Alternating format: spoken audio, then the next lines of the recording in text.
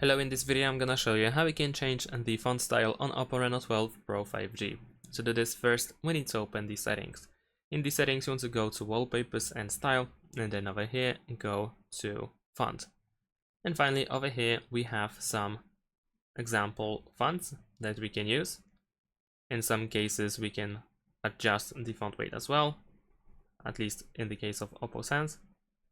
And we also can enable adaptive font weight, or we can just change the font size.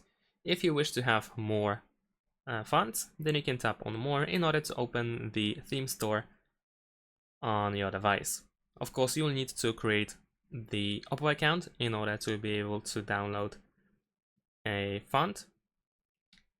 And that's pretty much it. Once you register the account, you should be able to easily use different fonts from this store.